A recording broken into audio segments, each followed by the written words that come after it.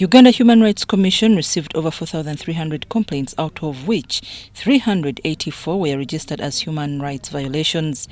The Commission was handing over their 26th annual report for 2023 to the Speaker of Parliament, which highlighted places of detention visited for both police and prisons and discovered challenges of prolonged pre-trial detention and overcrowding. The leader of opposition commented about the conduct of Uganda Human Rights Commission, especially in handling complaints. Uganda Human Rights Commission needs to disentangle itself from the politics.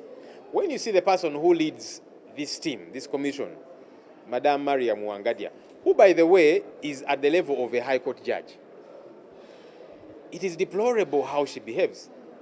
When people report a case, even before she carries out an investigation, you've had her mocking people who have lost their loved ones. At one time she said, but are these people really there? And they're ghost people. But you've not investigated. Another time she said, you see, some of these people who are beaten by police, it's because they mock the police. How do you jump to such a conclusion before you carry out an investigation?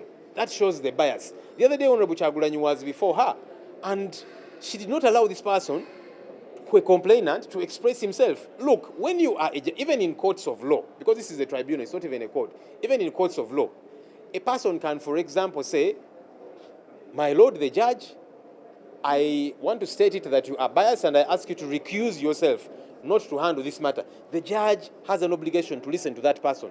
And thereafter, the judge can deliver their ruling, but you listen to them. But Maria Muangadia did not even allow Honorable Chagulanyi to express himself about the discontent. Now, what kind of Human Rights Commission is that?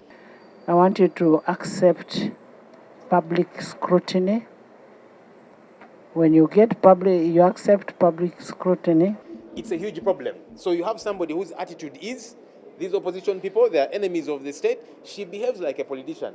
I would forgive these politicians, you know, ministers and other politicians who talk that way, because for them they are politicians. But a Human Rights Commission chairperson, you're supposed to be a neutral arbiter. It is unacceptable that she behaves this way.